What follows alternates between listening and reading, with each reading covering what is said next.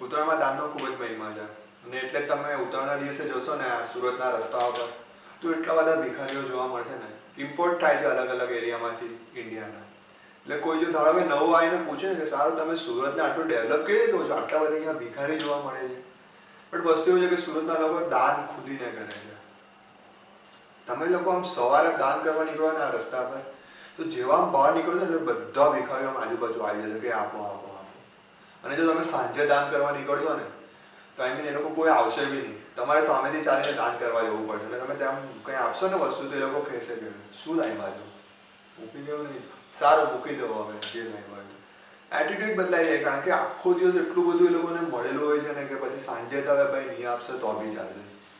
તમે એ લોકોની વસ્તુમાં જાઓ ને શું વધારે લોકો શું વધારે આપે દાન તો એમાં મેઇન તો પાર્લેજી બિસ્કિટ નાના પેકેટ્સ અને બીજું કેળા 10 રૂપિયાના 4 મળે અને પાર્લેજી 5 રૂપિયાની મળે એટલે પબ્લિક આપ્યા જ કરે.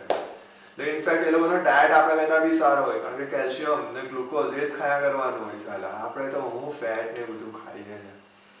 મંદિરોમાં બી આ જ સિચ્યુએશન હોય, સેટરડે હોય કે પછી થર્સડે હોય, લોકો આ બે વસ્તુ સૌથી વધારે આપે. એ લોકોની પાસે પાર્લેજીના તો એટલા બધા પેકેટ થઈ જાય ને કે ધારો કે બોમ્બેની પેલી પાર્લેની ફેક્ટરીમાં કોઈ વાર પ્રોડક્શનમાં કંઈ લોચો આવે ને એ લોકોએ સ્ટોક ઘટી જાય ને તો કદાચ આ લોકો પાસે એ લોકો બાયબેક કરીને પાછા વેચે ને એકાદ મહિનો તો એમાં નીકળી જાય એ લોકોનો. એટલે આમ કહેવાનો ઉદ્દેશ એ છે કે આપણે છે ને દાન ત્યારે કરીએ કે મંદિરે જતા હોય ને તો આપણે દાન કરીએ કે ચાલો મંદિરની બહાર ભિખારી ઉભેલા છે તો એને આપી દઈએ. આપણે ભિખારી શોધવા નથી જતા કારણ કે આપણે થોડો લેઝી છે. એટલે ચેરિટી બી આપણે કેમ કરીએ છીએ કે આપણે આ વસ્તુ કરીશું ને તો આપણા માટે સારું થશે. સેલ્ફિશ છે આપણે, બહુ વધારે પડતા સેલ્ફિશ છે. એક્ઝામ્પલ આપું લાઈક બહુ બધાને આવું રાહુ કેતુની મહાદશા હોય છે તો એ લોકોને એવું કહે છે કે તમારે કાળા કૂતરાને સેટરડે તમારે ખવડાવવાનું કે દૂધ પીવડાવવાનું. તો લાઈક આપણે દર શનિવારે આપણે પહોંચી જઈએ શોધતા એ કાં છે કાળું કાં તો બીજો કોઈ કૂતરો આવે તો નહીં કહે છે નો ઓનલી બ્લેક ડોગ. પેલું બ્લેક ડોગ નહીં, સેટરડે છે એટલે તમે એવું નહીં સમજતા. એટલે બીજા પેલા લાલ કે બીજા સાદા કૂતરાને તો આપણે કાઢી મૂકીએ છીએ કારણ કે કાળા કૂતરાને જ હોતીએ છીએ આપણે.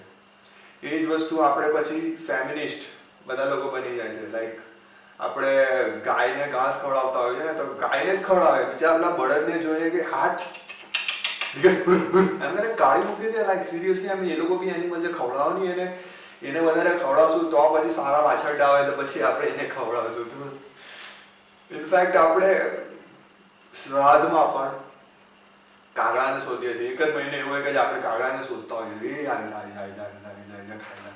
બાકીના ટાઈમે કાલા કોવા કાટ ખાય કે એટલું ડીજેમાં નાચી છે, બાકી કાગડાને કોઈ નહીં યાદ કરતું. હજુ ખવડાવે તો પેલા બિચારી ચકલીઓને ખવડાવશે કે કબૂતરને ખવડાવશે કારણ કે જરા સારા લાગે, બાકી બીજા લોકોને તો કોઈ જ નહીં ખવડાવે. એટલે ડ્યુડ્સ કહેવાનું એવું છે કે તમે કરો છો ચેરિટી, દાન કરો છો, બહુ સારી વસ્તુ છે પણ થોડું કમ્ફર્ટ ઝોનની બહાર જઈને કરો ને. લાઈક મંદિરમાં ભિખારીને દાન આપવા કરતાં બીજી જગ્યાએ દાન આપો. ભિખારી થોડો શોધો, થોડું તો એટલીસ્ટ મહેનત કરો. અને ઇનફેક્ટ એવું નથી કે તમે ખાલી પૈસાનું કે ખાવાનું દાન કરી દો. લાઈક તમે કશે જતા હો અને તમે કોઈ ઘરડા માણસને લિફ્ટ આપી દેશો તે બી બહુ જોરદાર થશે. પછી ધારો કે ચા પીતા હોય તો બીજા નાના છોકરાઓ હોય કે પછી મજૂરો એ લોકોને થોડી ચા પીવડાવી દો. તો એ બધી વસ્તુ કાઉન્ટ છે એકચ્યુઅલી. આ બધી વસ્તુ it is to mainstream for. So મારું ખાલી આ જ કહેવું છે કે થોડું આઉટ ઓફ કમ્ફર્ટ ઝોન જઈને